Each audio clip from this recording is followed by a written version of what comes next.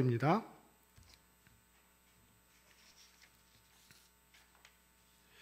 여호수아 1장 1절부터 9절을 한 절씩 교독하여 읽도록 하겠습니다. 여호와의 종 모세가 죽은 후에 여호와께서 모세의 수종자 눈의 아들 여호수아에게 말씀하여 이르시되 내 종 모세가 죽었으니 이제 너는 이 모든 백성과 더불어 일어나 이 요단을 건너 내가 그들 곧 이스라엘 자손에게 주는 그 땅으로 가라. 내가 모세에게 말한 바와 같이 너희 발바닥으로 밟는 곳은 모두 내가 너희에게 주었노니 곧 광야와 이 레바논에서부터 큰 강 곧 유브라데 강까지 해 족속의 온 땅과 또 해 지는 쪽 대해까지 너희의 영토가 되리라. 내 평생에 너를 능히 대적할 자가 없으리니 내가 모세와 함께 있었던 것 같이 너와 함께 있을 것임이니라. 내가 너를 떠나지 아니하며 버리지 아니하리니 강하고 담대하라. 너는 내가 그들의 조상에게 맹세하여 그들에게 주리라 한 땅을 이 백성에게 차지하게 하리라. 오직 강하고 극히 담대하여 나의 종 모세가 내게 명령한 그 율법을 다 지켜 행하고 우로나 좌로나 치우치지 말라. 그리하면 어디로 가든지 형통하리니 이 율법책을 내 입에서 떠나지 말게 하며 주야로 그것을 묵상하여 그 안에 기록된 대로 다 지켜 행하라. 그리하면 내 길이 평탄하게 될 것이며 내가 형통하리라. 함께 읽습니다.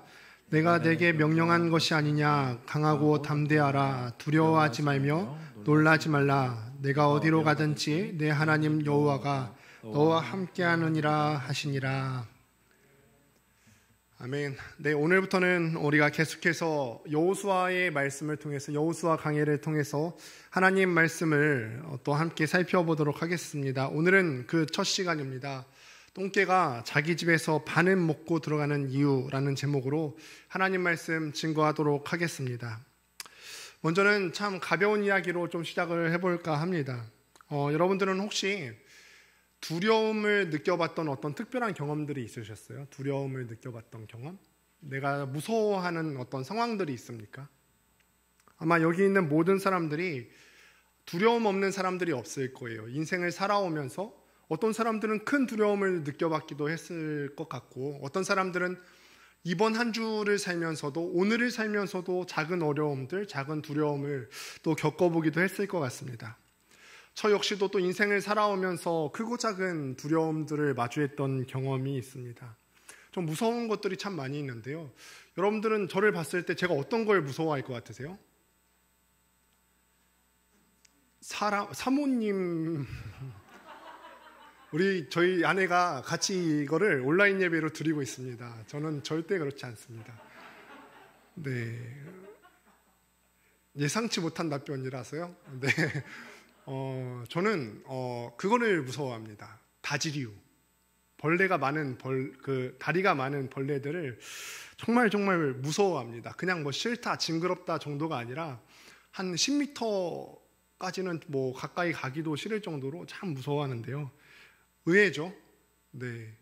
뭐 차라리 뱀이나 지렁이처럼 다리가 아예 없는 건 안 무서워요. 이런 건 뭐 뱀이면은 뭐 그냥 괜찮을 것 같아요. 지렁이도 무섭지 않습니다. 뭐 귀신은 뭐 당연히 안 무섭고요. 뭐 공포 영화 이런 것도 그다지 무섭지 않습니다. 뭐 다리가 2개이거나 4개까지는 좀 봐줄 수 있을 것 같아요. 다리가 뭐 2개이거나 4개인 어떤 파충류, 양서류, 포유류 다 괜찮습니다. 그런데 다리가 6개 이상인 것은 이상하게 개미도 무섭더라고요. 하루는 아내가 저한테 그러는 거예요. 시골 출신인데 이런 다리 많이 달린 벌레가 왜 무섭냐는 거예요. 제가 속으로는 좀 어이가 없었죠. 제가 시골 출신이라 해도 집에서 이런 것들을 키우는 건 아니거든요. 이렇게 제가 다리 많은 벌레를 무서워하는데 엄청 공포스러운 순간이 있었어요. 제가 대학을 다닐 때 잠시 휴학을 하고 필리핀, 뭔가 벌써부터 느낌이 오죠. 필리핀 선교사님 댁에 홈스테이를 간 적이 있습니다. 근데 필리핀에 가보니까 이 바퀴벌레가요 엄청나게 큰 거예요. 우리나라 바퀴벌레는 뭐 조용히 있다가 사람이 먼저 나타나면은 후다닥 먼저 도망가잖아요. 근데 이것들은요 엄청나게 큰데 날아다니면서 소리를 내요. 그 소리가 푸툭툭툭 이런 소리가 납니다. 바퀴벌레인데. 하루는요 방에 저 홀로 있을 때인데요, 외출 준비를 하고 있을 때의 일입니다. 그런데 제 귀에 그 익숙한 소리가 나기 시작하는 거예요. 어디선가 옷 갈아입고 있는데 푸툭툭툭 하는 소리가 나요. 그래서 반사적으로 뒤를 돌아보니까 커다란 바퀴벌레가 하필 단 하나뿐인 방문 가운데에 딱 착지를 해서 앉아 있는 겁니다. 제가 그래서 창문으로 나갈까 해서 봤더니 그 창문이 또 이제 필리핀이다 보니까 또 이제 보안에 신경을 써야 되지 않습니까? 쇠창살로 되어 있어서 창문으로도 나갈 수가 없는 그런 상황이었습니다. 근데 제가 이 녀석을 쫓기 위해서 아무리 손을 휘저어도 이 녀석이 움직일 생각을 하지 않는 거예요. 물론 뭐 제가 손을 휘저으려고 가까이 간다 해도 얼마나 가까이 갔겠어요. 무서운데. 그래서 저는 용기를 내서 이 녀석을 잡아야 하는 상황이었죠. 잡아야겠다 생각하고 이것을 잡을 만한 곳이 어디 없을까 하고 주위를 막 둘러보기 시작했어요. 그 순간 책상 위에 이 녀석을 분명하고 확실하게 잡을 만한 어떤 물건이 딱 있는 걸 발견했어요. 아마 지금 여러분들도 많이 갖고 계신 그것인데요. 바로 성경책이었습니다. 제가 말씀에 의지해서 이 녀석을 잡아야겠다 이제 마음을 먹었어요. 제가 이거를 정확히 던지기만 한다면 확실히 잡을 수 있을 것 같은 확신이 있습니다. 제가 이 성경책을 가지고 제가 그때 이제 그래도 제가 목사 아들인데 이 성경책을 가지고 던졌을까요? 안 던졌을까요? 던졌을까요? 제가 그때는 하나님을 아직 인격적으로 만나기 전이어서 성경책을 정확하게 던졌습니다. 가격했습니다. 그 녀석을. 그런데 문제가 또 있는 거예요. 제가 이 녀석을 성경책으로 분명히 눌러놓긴 했는데 성경책을 바퀴벌레 위에 그대로 두고 갈 수는 없지 않습니까? 뒤처리를 하고 가야 되는데 만약에 성경책을 들었다가 크기도 큰데 내구성이 있어갖고 살아나면 어떡합니까? 바다다닥 살아나면은 정말 놀라운 현상이 일어나지 않겠습니까? 이러지도 못하고 또 저러지도 못하고 있는데 마침 집에서 일하는 현지인 가정부 한 사람이 와서 이 상황이 마무리했던 그런 경험들이 있습니다. 저에게 이 한 사람이 어찌나 반갑던지요. 이거는 뭐 우스갯소리입니다만 제가 느꼈던 어떤 공포 또 두려웠던 순간들을 여러분들에게 이야기했던 건데요. 저는 무서웠던 기억을 떠올리라고 할 때마다 항상 이때를 먼저 떠올리곤 합니다. 그런데 오늘 본문 말씀을 보면요, 저와는 비교할 수 없을 만큼 어떤 큰 두려움을 마주했던 한 인물을 보게 됩니다. 그 인물이 바로 여호수아이죠. 여호수아는요, 어떤 두려움과 마주하고 있을까요? 오늘 말씀을 통해서 그 상황과 배경을 먼저 살펴보기를 원하는데, 먼저 오늘 여호수아를 시작하는 본문 1절 말씀을 함께 읽어보도록 하겠습니다. 1절입니다. 화면을 한번 보실까요? 본문 1절 시작. 여호와의 종 모세가 죽은 후에 여호와께서 모세의 수종자 눈의 아들 여호수아에게 말씀하여 이르시되. 네, 여호수아를 여는 첫 번째 구절이죠. 그런데 이 첫 번째 구절에서 여호수아를 어떻게 열고 있죠? 지금 어떤 사건으로 열고 있습니까? 모세가 죽은 사건으로 이 여호수아서를 시작하고 있습니다. 근데 모세가 죽은 일이 왜 여호수아에게 두려웠을까요? 그냥 그런 사람이 죽고 또 죽는 것은 당연한 일이잖아요. 사람이 죽는 일은 그렇게 특별한 일은 아니었을 것입니다. 그런데 모세라는 사람이 죽었기 때문에 그렇지요. 모세가 이스라엘 백성 내에서도 위대한 지도자였기 때문에 그렇습니다. 여러분이 기억하는 모세가 어떤 사람이죠? 이스라엘 사람들을 출애굽시키고 또 이스라엘 사람들을 그 광야 가운데서 또 탁월하게 통솔해 갔던 그런 위대한 지도자 아닙니까? 이 모세의 위대함과 관련해서, 탁월함과 관련해서 신명기 34장 10절부터 12절에서는 이렇게 증언을 하는데 함께 읽어보도록 하겠습니다. 시작. 그 후에는 이스라엘에 모세와 같은 선지자가 일어나지 못하였나니 모세는 여호와께서 대면하여 하시던 자요, 여호와께서 그를 애굽 땅에 보내사 바로와 그의 모든 신하와 그의 온 땅의 모든 이적과 기사와 모든 큰 권능과 위엄을 행하게 하시며 온 이스라엘의 목전에서 그것을 행한 자였더라. 모세가 이렇게 특별한 사람들이에요. 다른 사람들은 이전까지 하나님을 대면하여 본 사람이 없었어요. 우리가 하나님의 존재를 알지만 눈으로 실제로 목격하여 본 사람이 누가 있습니까? 그런데 모세는요, 오늘 말씀에 기록한 것과 같이 또 우리가 또 모세오경에서 목도하였던 바와 같이 시내산에 올라서 하나님과 대면하여서 십계명을 받았던 사람입니다. 또한 이집트에서 포로 생활하던 그 이스라엘 사람들 400년 동안이나 포로 생활하던 그 이스라엘 백성들을 이끌어낸 위대한 지도자입니다. 그런데 이런 모세가 죽을 기색도 없다가 어떤 죽을 상황이 된 것 같이 보이지도 않았는데 갑자기 죽었다고 한번 생각을 해보십시오. 신명기 34장 7절을 보면요, 모세가 죽은 나이, 한번 말씀을 보시면 모세가 죽은 나이가 120세라고 기록하는데 그때 당시 모세의 건강 상태가 어떻냐? 눈이 흐리지 아니하였고 기력이 쇠하지 아니하였다고 합니다. 물론 하나님께서 뜻이 있으셔서 이때 기력이 쇠하지도 않은 모세를 데려갔겠지만 일반 사람들의 눈으로 봤을 때는 건강 상태가 좋은데 갑자기 죽은 것으로 보였을 수도 있을 것 같습니다. 한 조직 내에서, 한 이스라엘 그 공동체 내에서 탁월한 능력을 가진 지도자 모세가 죽었으니까 그 후임자인 여호수아가 어떤 마음이었을까요? 앞에 있는 지도자가 굉장히 잘 해냈어요. 그 다음 후임자가 갖는 또 부담이 어땠을까요? 매우 두려웠겠죠. 내가 과연 또 잘할 수 있을까? 이 사람처럼 나는 탁월한 것 같지도 않은데, 나는 하나님과 대면하여 보지도 않았고, 또 모세처럼 또 탁월하게 애굽에서 그 이스라엘 사람들을 출애굽시켜낸 본 그런 경험도 없고, 내가 잘할 수 있을까? 모세처럼. 그리고 또 모세가 죽은 것만 또 여호수아에게 있어서 두려운 상황이 아니었어요. 외부적으로도 두려운 상황이 있었습니다. 40년 전에 이스라엘 사람들이 광야 생활을 시작하기 전에 처음 12정탐꾼을 가나안 땅에 보냈을 때 10정탐꾼, 대부분의 10정탐꾼들의 보고를 기억하십니까?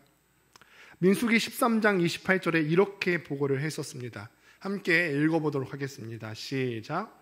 그러나 그 땅 거주민은 강하고 성읍은 견고하고 심이 클 뿐 아니라 거기서 안악자손을 보았으며, 그때 이스라엘 사람들이 그 가나안 땅을 건너가 보지도 못하고 질에 겁을 먹어서 광야 생활을 40년 동안이나 시작을 하게 됐는데, 이제 다시 40년 후로 돌아와서 여호수아라는 새로운 지도자를 앞세워서 그 요단강을 마주하고 있어요. 세월이 40년이 흘렀지만 그 땅에 있는 족속들은 여전히 강성하고 그 땅에 세워진 성읍들은 여전히 견고한 모습을 갖고 있습니다. 가나안에 강성했던 족속들 중에 하나가 바로 여러분들이 오늘 함께 보았던 본문 4절에 나오는 헷 족속인데, 우리가 역사 시간에 혹시 배웠던 히타이트족이라는 족을 기억하십니까? 진짜 아무도 안 끄덕이시네요. 네, 우리가 역사 시간에 히타이트족이라는 그런 족을 배웠는데, 이 족속이 어떤 족이냐면은 인류 역사 초기부터 아주 오래전부터 철기 문화를 이룩했던 그런 족속입니다. 네, 우리가 100번 양보해서 아무리 이 철기 문화를 가지고 있어도 그렇지, 그 오래전 그 시간, 올해 역사의 거의 초반부에 이 사람들이 어떤 재련 기술이 그렇게 뛰어날까? 상용화를 시킬 수 있을 만큼 그렇게 뛰어날까? 100번 양보해서 이 사람들이 그렇게 널리 보급하지 않았다고 쳐도 이 사람들이 갖고 있었던 청동기 문화만으로, 청동기로 무장했던 잘 조직된 군대들만으로도 이스라엘 사람들보다 막강했던 전력을 갖고 있었던 것은 분명해 보입니다. 이런 외부의 적들도 또 두려움의 요인이었죠. 또 마지막 세 번째는 어떤 두려움의 요인이 있었을까요? 이스라엘 백성들도 문제죠. 이스라엘 백성들이 어떤 사람입니까? 그 이전에 지도자였던 모세에게도 반항하던 사람 아닙니까? 그 위대한 지도자, 이스라엘 사람들을 노예 생활에서 구해준 그 위대한 지도자 모세 앞에서도 정말 모세가 이스라엘 백성들에게 수많은 기적을 보여주지 않았습니까? 물론 하나님께서 모세를 통하여서 일으키셨던 그 기적이죠. 구름 기둥과 불 기둥을 또 보여주셨고, 만나를 이들에게 보내주셨고, 물이 없다고 하면은 물을 주셨고, 고기가 없다고 하면 고기를 내려주시지 않았습니까? 그런데 이렇게 필요한 것들을 모세를 통해서 채워주시는 그런 기적을 보여주셨음에도 불구하고 이스라엘 사람들은 시시때때로 정말 모세에게 반역했던 그런 존재들 아닙니까? 근데 오늘 본문 1절을 보면요, 여호수아가 모세의 수종자라고 표현이 됩니다. 여호수아는 모세를 평생 동안 또 수종 들면서 이 모든 광경들을 자신의 두 눈으로 목도하였을 것입니다. 그리고 모세가 죽은 지금 분명 이런 생각이 들었을 거라고요. 이 백성들은 정말 저 뛰어난 지도자, 위대했던 그 지도자 모세에게도 반역했던 사람들인데, 그럼 과연 나를 따를 수 있을까? 나한테는 그 마음을 온전히 바칠 수 있을까? 나를 따를 수 있을까? 이렇게 여러 가지 요인들로 두려운 마음을 안고 있는 여호수아에게 하나님께서는 마음을 강하게 하고 또 담대히 하라고 본문에서 반복해서 말씀하고 계시는 거예요. 제가 사실은 지금은 여호수아의 심정에 대해서 이야기했지만, 여러분 오늘 본문 말씀을 다시 한번 1절부터 9절까지를 보세요. 여호수아가 자기의 입으로 한 말은 하나도 없습니다. 다 하나님께서 여호수아에게 일방적으로 하신 말씀입니다. 강하게 하고 마음을 담대히 하라. 막중한 책임을 맡고 이 불안에 떨고 있는 여호수아를 지금 하나님께서 안정시키고 계시는 것이지요. 이런저런 걱정이 있는 여호수아에게 하나님께서 말씀을 하고 계십니다. 사실 그 사람의 모든 것을 아시는 하나님께서는요, 현재의 상황을 다 아시고 하시는 말씀이지요. 여호수아의 그 두려운 마음까지도 꿰뚫어 아시고 오늘 말씀을 하시고 계시는 것입니다. 그 말씀의 핵심 내용이자 여호수아의 1장에서 말하는 핵심 내용은 뭐냐면, 하나님께서 이스라엘 백성들에게 주셨던 그 언약, 약속의 말씀을 다시 한번 상기시켜 주시는 거예요. 지도자가 바뀌었지만 하나님께서 그 이전 너희의 조상들에게 베푸셨던, 약속하셨던 그 언약, 그건 바뀌지 않았다. 그건 이루어 갈 것이다. 그 약속의 내용을 상기시켜 주면서 이것을 이루어 갈 테니까 너는 전혀 걱정할 필요가 없다. 담대하라. 두려워하지 말라고 안정을 시켜 주신다는 거예요. 그래서 오늘 본문의 내용을 제가 정리한 대로 한번 보면 2절과 3절과 4절과 6절에 보면 각각 이런 표현들이 나오는데, 화면을 한번 보도록 하겠습니다. 네, 파란 글씨만 한번 볼까요? 이 요단을 건너 내가 이스라엘 자손에게 주는 그 땅, 하나님께서 약속하신 내용이죠. 또 한번 3절을 보겠습니다. 너희 발바닥으로 밟는 곳은 모두 내가 너희에게 주었노니, 이것도 하나님께서 하셨던 그 언약의 말씀이죠. 세 번째 4절입니다. 광야, 레바논, 헷 족속의 온 땅과 대까지 너희 영토가 되리라 하나님께서 약속하셨죠. 6절 말씀 볼까요? 내가 그들의 조상에게 맹세하여 그들에게 주리라 한 땅, 이것도 하나님의 약속의 말씀. 4번에 걸쳐서 하나님께서 이전에 이스라엘 사람들에게 약속하셨던 그 언약의 말씀을 상기시켜 주는 거예요. 그냥 무턱대고 내가 너와 함께 있으니까 두려워하지 말라 하신 게 아니라, 여호수아에게 이전에 하셨던 약속의 말씀을 상기시켜 주면서, 그러면서 그 말이 갖고 있는 의미가 뭐냐? 지도자가 바뀌었어도 이 약속의 말씀은 변치 않을 것이다. 내가 너희에게 이전에 모세에게 약속했던 바와 같이, 이전에 너희 조상들에게 약속했던 바와 같이 약속했던 그 땅을 변함없이 너희에게 줄 것이다. 움직여라. 담대하라. 약속의 내용은 하나죠. 하나님께서 여호수아 시대 이전부터 이스라엘 백성들에게 가나안 땅을 주시기로 약속하시지 않았습니까? 하나님께서 모세에게 발바닥으로 밟는 그 모든 땅을 주시겠다고 약속하셨는데, 모세가 죽었다고 그 약속이 변동되는 것이 아니라 그 약속을 이행하시겠다고 선포하시는 거예요. 여기서 모세에게 약속을 하셨다고 하는데, 모세라서 약속을 하신 게 아니라, 여기서 중요한 건 모세가 아니라 하나님의 약속인 거예요.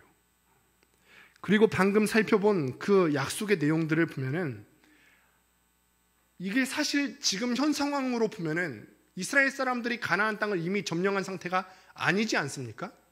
그러면 앞으로 일어날 일들을 얘기하려면은 미래형으로 쓰여져야 될 텐데, 방금 살펴본 그 약속의 내용을 보면은 앞으로 주겠다는 의미의 미래형으로 쓰인 것이 아니라 이미 준 것을 의미하는 완료형으로 쓰인 것을 볼 수가 있어요. 2절, 3절, 4절, 6절을 여러분들의 본문에서 한번 살펴보십시오. 주는 그 땅 너희에게 주었노니 너희 영토가 되리라. 그들에게 주리라 한 땅. 하나님께서 이스라엘에게 이 가나안 땅을 주시겠다고 한 그 약속이 이미 이루어졌다는 것을 바라보고 하신 말씀으로, 하나님께서 지금 여호수아에게 하시는 이 말씀이 얼마나 확고한지를 보여주고 있는 장면입니다. 하나님께서는요, 지금 이 장면을 통해서 모세와 그 이전 이스라엘 사람들의 조상들에게 하신 그 약속을 그대로 이행하시겠다고 다시 한번 약속을 재확인합니다. 지금 이 상황 가운데서 지금 아까도 이야기했지 않습니까? 여호수아가 여러 가지 불안한 상황이 있었고 두려울 만한 상황들이 있었는데 지금 하나님께서 이 약속의 내용을 다시 재확인시켜 주는 것만큼 여호수아에게 위로가 되는 모습이 있습니까? 여러 가지 생각이 들 것 같아요. 이전에 위대했던 그 지도자 모세에게 하셨던 약속의 말씀이 지도자가 바뀌었다고, 나 같은 하찮은 인간이 지도자가 되었다고 변하는 것이 아니라 여전히 유효하구나. 하나님께서는 모세가 없어도 여전히 나를 기억하고 계시는구나. 지금 저 땅에 있는 사람들이 아무리 강성하고 그 성읍이 아무리 견고해 보일지라도 하나님께서는 그 땅을 주시겠다고 나에게 말씀하시는구나. 내가 지금 어려운 상황을 겪으면서 두려운 마음이 있는데 하나님께서 지금 이 상황을 알아주시는구나, 이런 마음들이 들었을 것 같아요. 사랑하는 여러분, 우리도 그렇지요. 우리가 여러분들이 살아가는 그 순간순간마다 발생하는 여러 상황 속에서 여러분들이 두려움을 느끼는 이유가 무엇입니까? 종종 그 상황 가운데 홀로 있는 것 같을 때 굉장한 두려움을 느끼지 않습니까? 하나님을 믿는다고 하면서도 내가 믿는 그 하나님이 같이 계심을 느끼지 못하는 경우들이 종종 있어요. 우리의 두려움은 여기서 오는 거예요. 내가 처해 있는 그 상황과 환경에서 오는 것이 아니라 홀로 있는 것 같은 그 두려운 마음.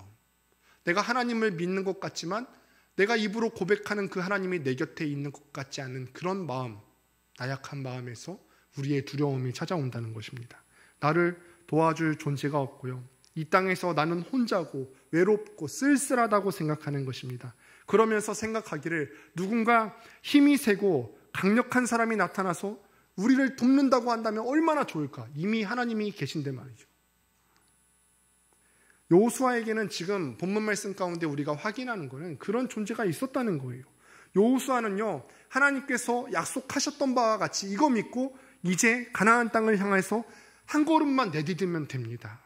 자기의 두려운 마음들이 있지만 하나님께서 약속을 하셨으니까 이 두려운 마음을 극복하고 하나님께서 주시는 약속의 말씀을 힘입어서 그냥 전진하기만 하면 돼요.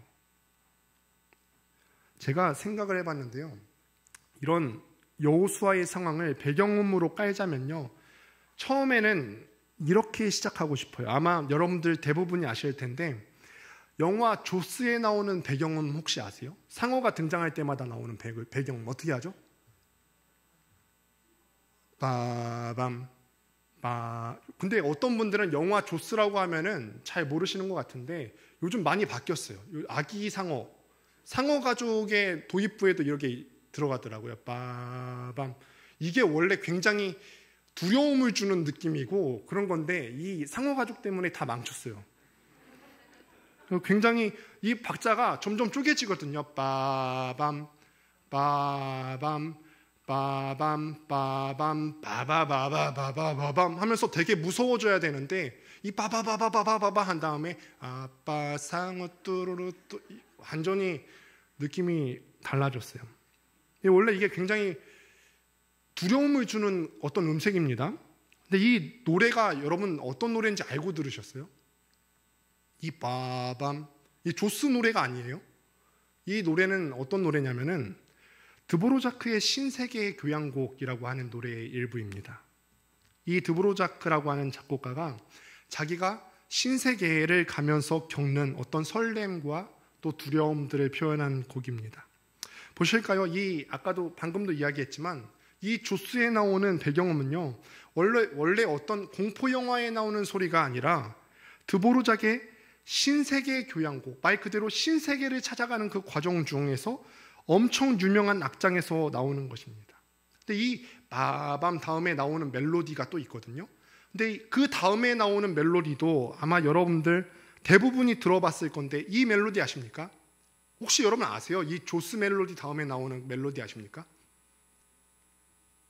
이거를 아실 줄 몰랐어요. 이 멜로디예요. 어떤 멜로디냐면 이게 저도 굉장히 제 입으로 이 멜로디를 표현하기가 부끄러운데 빰빰빰빰빰빠밤 빰빰빰빠밤 아시죠? 이제 들어보니까 느낌이 굉장히 상반되지 않습니까? 이거를 제가 유튜브에서 한번 따봤습니다. 우리 한번 잠깐 보실까요? 이 화면 안 나오죠?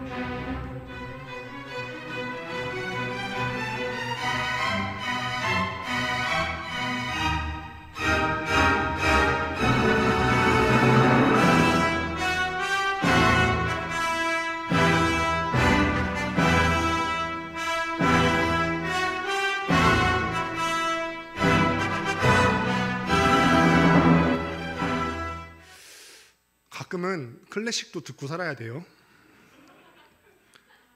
근데 여러분 보세요. 지금 이 상어 나올 때 나오는 소리가 빠밤 하는 이 소리가 뭘 표현한 걸까요? 이 드보로작이 미국으로 갈 때는요, 오늘날과 같이 교통수단이 발달하지 않았겠죠. 뭐 비행기를 타고 간 것도 아니고, 아마 이동할 수 있는 수단이라고는 유럽에서 미국으로 갈 수 있는 수단으로는 배밖에 없었을 건데, 아마 오늘날과 같은 최신식의 배도 당연히 아니었겠죠. 근데 이 배를 타고 가다가 사고를 당할 수도 있고 어떤 고난을 만날지 모릅니다. 또 이게 그 무서운 거예요. 그 배를 타고 가는 그 상황들이 높은 파도가 무섭고 겁이 납니다. 한 번도 안 가본 세계에 가는 거거든요. 또 한 번도 안 가본 세상을 이제부터 살아야 됩니다. 그 한 번도 안 가본 세상 가운데서 또 다른 만남을 가져야 되고요. 또 다른 이별도 있어야 되고 새로운 직장도 거기서 얻을 테고요. 그 땅에서 겪는 모든 생활들이 다 새로운 것입니다. 그런데 걱정하지 않고 여기서 잘 이겨내면은 이 다음에 어떤 음악이 나온다고요? 빰빰빰빰빠밤 장엄하고 웅장한 그 음악이 나오는 거예요. 여기서 좌초되지 않고 넘어가면, 두려운 마음을 극복하고 넘어가면 웅장하고 장엄한 음악이 나오죠.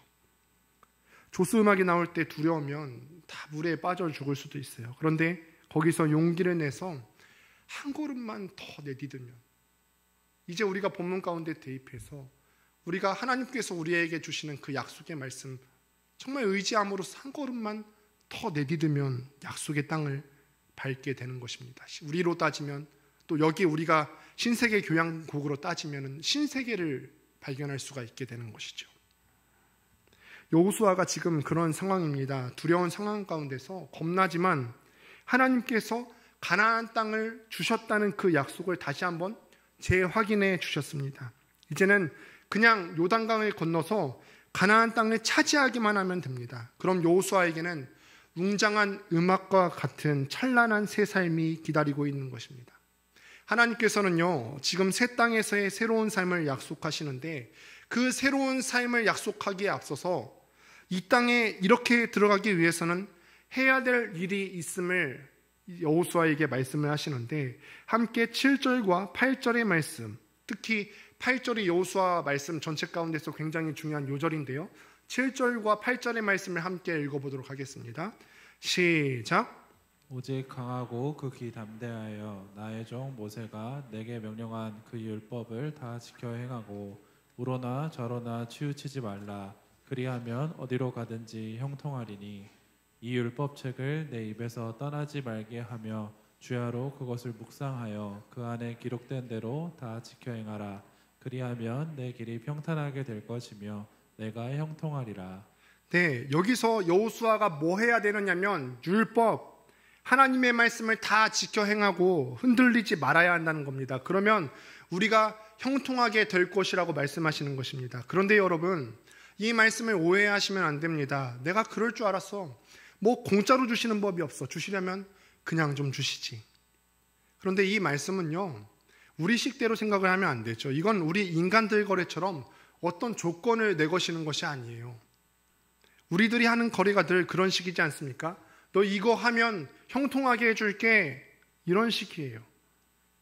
그런데 여러분, 하나님께서 하나님의 말씀을 묵상하고 그대로 살면 형통하게 해주시겠다고 하는데, 여러분 한번 잘 생각해 보세요. 하나님의 말씀을 묵상하고 하나님의 말씀대로 사는 것은 먼저는 우리 사람들, 우리 스스로를 위해서 좋은 일이에요.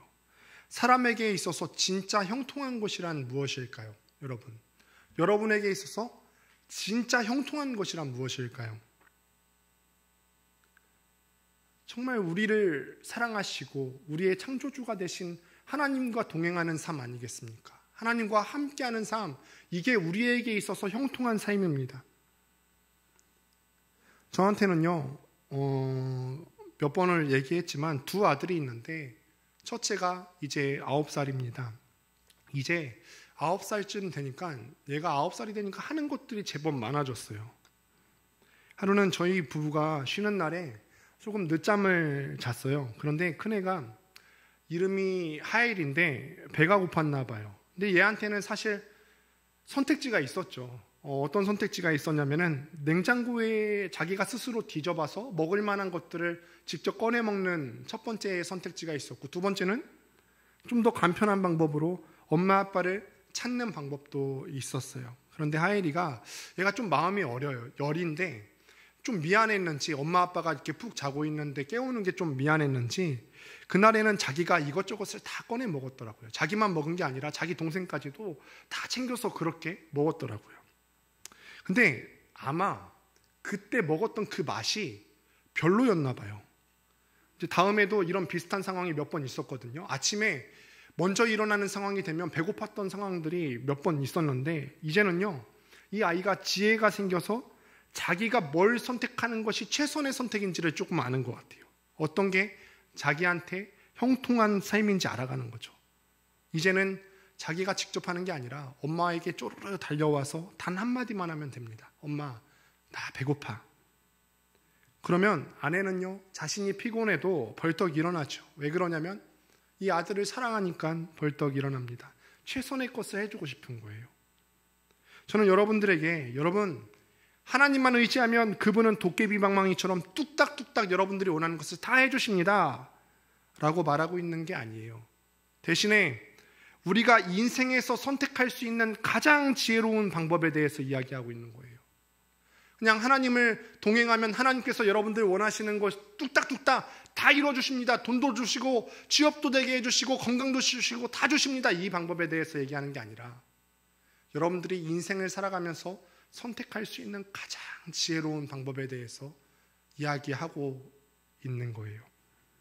나를 나보다 더 잘 아시고요, 여러분들의 필요와 감정에 대해서도 그 누구보다 더 잘 아시는 하나님께 여러분들을 맡겨드리고 그분과 함께하는 것이 여러분에게 있어서 베스트라는 거예요. 그것이 사람에게 있어서 형통이라는 거예요. 형통. 그렇다면요, 다시 한번 우리가 생각해 볼 때 우리가 어떻게 그 형통한 삶을 살 수 있을까요? 하나님과 함께하는 삶을 살 수 있을까? 요한복음 14장 21절을 보면은 이렇게 기록을 합니다. 함께 읽어보겠습니다. 시작.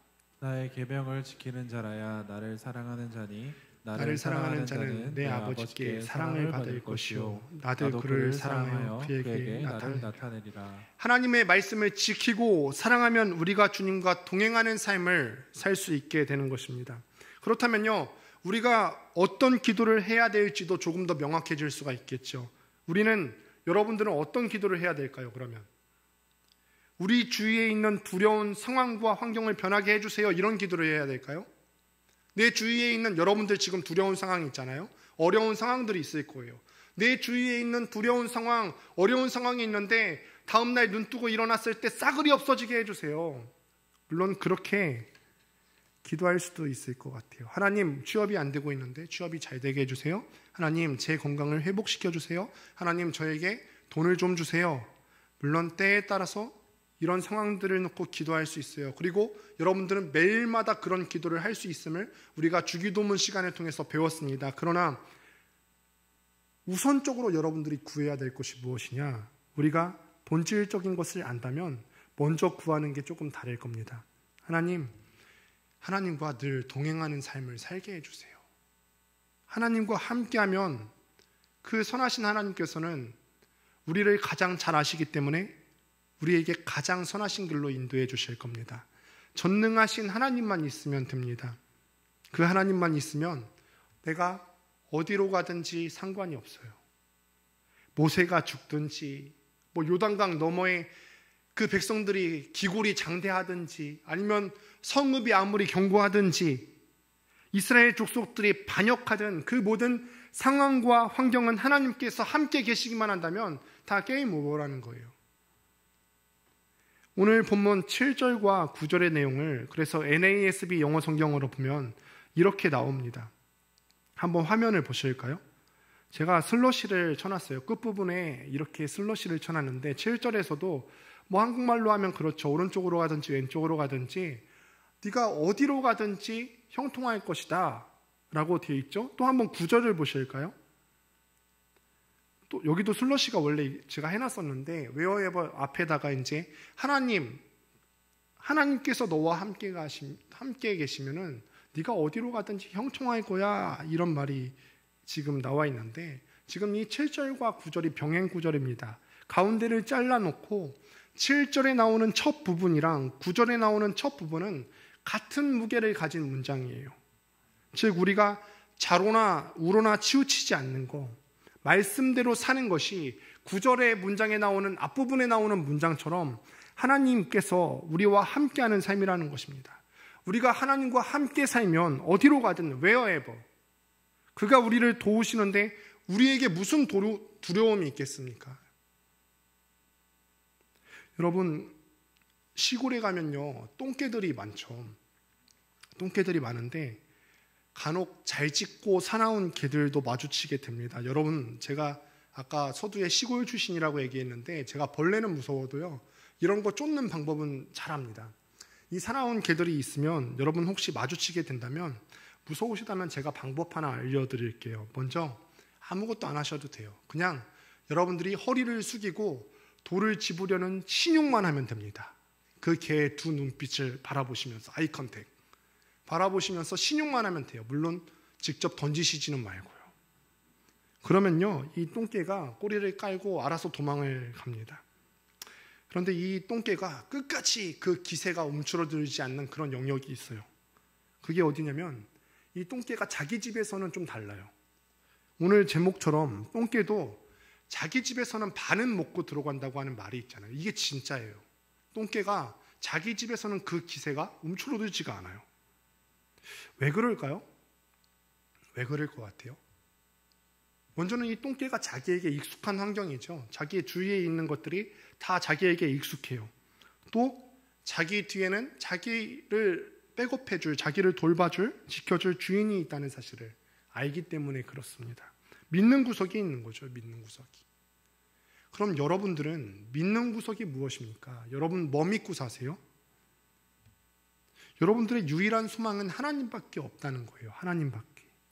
내가 어차피 돈도 없고 내가 어차피 백도 없고 내가 어차피 스펙도 없으니까 어쩔 수 없이 최후의 수단인 하나님을 의지해야겠다. 밀리고 밀려서 하나님을 의지하는 것이 아니에요. 처음부터 여러분들의 유일한 소망은 하나님이에요. 전능하시고 여러분들을 사랑하시는 그 하나님께서 여러분들과 함께 한다면 여러분들이 어디로 가든 wherever 아까 나왔죠.